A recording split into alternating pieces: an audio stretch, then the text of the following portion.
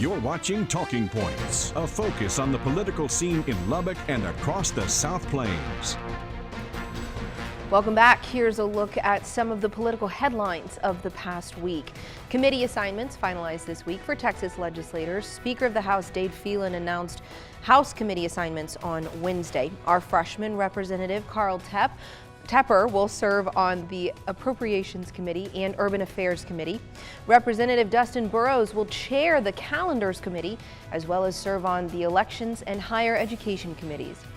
Now the Lieutenant Governor appoints state Senate members to their committees. So State Senator Charles Perry will chair the Water, Agricultural, and Rural Affairs Committee. He's also the vice chair of the Health and Human Services Committee and appears on the Finance, State Affairs, and Transportation Committees as well. Congressman Jody Arrington led a group of other Texas members from both sides of the aisle this week in sending a letter to trade and agricultural officials in the U.S. Mexico is considering a ban on genetically modified, also called biotech corn, which these lawmakers believe would undermine the United States-Mexico-Canada agreement and would have a severe negative impact on farmers, particularly in Texas. The letter they sent commended the trade officers here in the U.S. for rejecting Mexico's ban, congratulating them on holding the country accountable for the agreement it made with us, and encouraging them to use the agreement's enforcement mechanism if they do go forward with the ban. And Governor Greg Abbott announced new restrictions of the Chinese social media app TikTok this week, releasing new rules he says is part of a plan for a statewide ban. In December, Governor Abbott banned the app on all state-issued devices, citing concerns over Chinese influence and data security. Well, now he's directing state agencies to ban the app on personal phones for state employees and contractors if they use those phones for any state business. There are currently no plans to ban TikTok for other Texans, but to push back against these efforts from governments across the country, TikTok launched a data security operation they call Project Texas. And in the budget that we will release this week, the Texas Senate will raise your homestead exemption to $70,000, which will save you thousands. Property taxes on everyone's mind after the deadline on February 1st. They cost us more every year because of increasing property values and the rates our taxing entities demand. But new specific promises from lawmakers and new legislation filed by our local legislators could put a real dent in what we're paying at the Lubbock Central Appraisal District. So let's hear from the chief appraiser himself, Tim Radloff. Well, joining us today is another expert of taxes. This is a different kind of tax than personal income tax. We need to talk about property taxes because it's been a big week, or I guess couple weeks for y'all. Right. Yeah, so what now? Because I know that property taxes were due, but what is your office right now?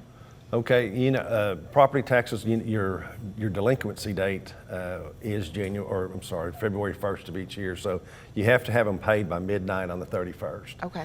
Anybody that didn't make their payments by the 31st or put it in the mail and postmarked it on January 31st, they're now going to be having to pay a penalty and interest. Yeah. That first month, February, that penalty and interest is 7%. Wow. Which is, and then that of course goes up 2% per month. Okay. You know, for a total, I believe, of about 18%. And then it's turned over to our attorneys in April of this year on real property.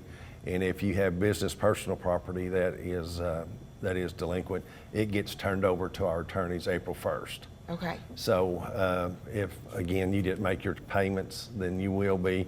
Now, obviously, the over 65 or the disabled could have came in January and set up a payment plan with us to where they could have made quarterly payments. Yeah.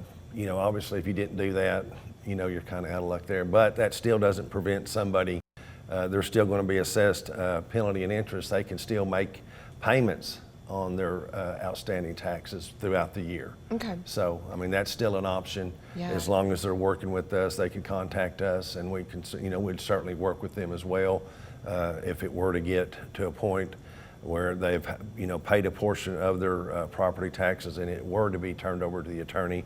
We would let the attorneys know, hey, we are working with this individual. Yeah. Obviously don't don't try to start collecting it because they are paying. Yeah, so definitely not like most of us just went like this on February 1st. Y'all roll up your sleeves. Right, right, yeah, there's roughly 163,000 parcels of property in Lubbock County. Wow. Which they're all, they all have a property tax due on them with the exception of the exempt property. So the majority of those properties are probably have a mortgage on them. Okay. And that mortgage company pays the taxes for them. And they usually do that in December of each year. So Okay. there's a large percentage of those properties that have already had their taxes paid, so no one really worries about it. They will get a tax bill from us, but it's one that you don't pay from. And there's a little statement at the top of our tax bills: if you have a mortgage with this, please don't pay this. Your mortgage company will contact us to pay it. Yeah. So, but yeah, we are now, we're posting payments. We don't have the walk-in traffic that we have had probably the last month. I believe that. So yeah, it gets pretty hectic down there. So now all the mail we received, we are starting to post it. There is a little bit of lag time, but that's just due to the sheer volume of payments that we are responsible for posting. Yeah, well, that makes a lot of sense because there's a lot of people here, but there's a lot of changes this year too. Maybe we talk a little bit about the first one, and something you and I were talking about off camera just moments ago, and that's the homestead exemption. This is a big change, and honestly, we're hearing our Texas lawmakers talk about the homestead exemption getting bigger and changing even more. So what does that mean this year?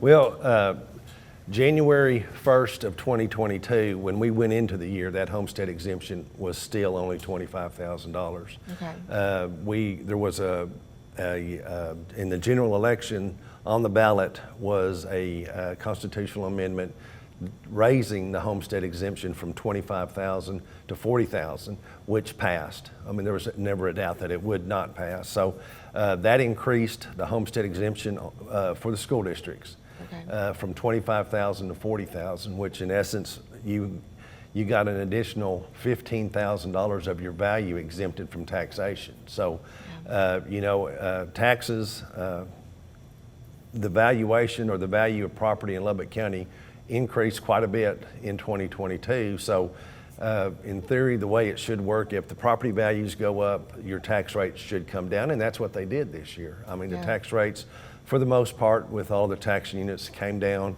However, it still, resulted in a higher tax bill. I even paid a little bit more taxes this year, which, I'm subject to taxation just like everyone else is. And but with that homestead exemption, that took the sting out of it a little bit, because your school districts is your largest tax levy that you are owed every year. So, which, that did take some of it. But yeah, I heard also the legislatures are looking, I think I've heard somewhere increasing it to $70,000, which, that's, if that's the case, again, will be another constitutional amendment that'll have to be voted on, which, that's fine. If that's what the public wants, that's what we're going to do. And, we'll administer it accordingly. Yeah, and that's, I mean, our lieutenant governor stood up at his inauguration and said that's what he wants to do. Sure. We've got another local lawmaker, Carl Tepper, who's filed legislation now, who instead of the increase in homestead exemption, he's talking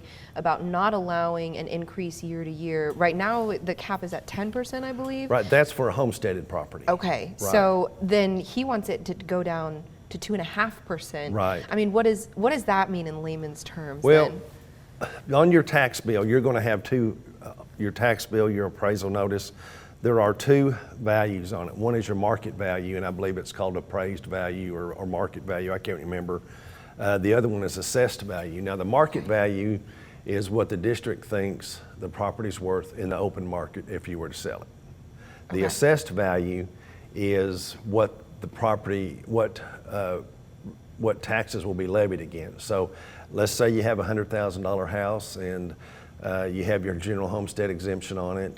That's $40,000 off your $100,000 house. So for the school district, you're only paying taxes on $60,000. Okay. So the assessed value is what all the tax units look at to levy their taxes on. So it's your market value less any exemptions.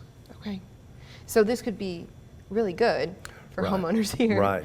Just depends on whether or not that actually happens. But would both, if both happened, I mean, what would that look like? Well, if that both happened, I mean, you know, obviously, you know, you're going to have a limit on what, you know, the property's still going to go up with market value because that's what the appraisal district is charged with, is determining market value. Okay. So it's still going to have a market value on there. However, your assessed value takes into account that homestead cap. So if that's something that were to pass, then rather than going up 10% over the prior year's value, your home would only go up 2.5% over the prior year's value. And I mean, obviously then also you'd be looking at your homestead, you know, cap on top of that. So, or your homestead exemption. So, Yeah. you know, it'd probably be some substantial savings to the property owner. Yeah. So only time will tell. at Right, this yeah, point. right. You know, I think they have until, I think the last day of the session is May 25th.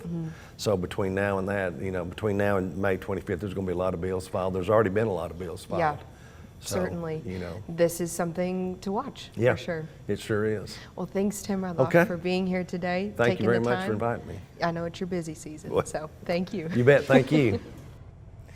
Well, the State of the Union this week, Biden's second address asking for peace between parties, then turning around and scolding some Republicans for not working well with others. His main message, finish the job.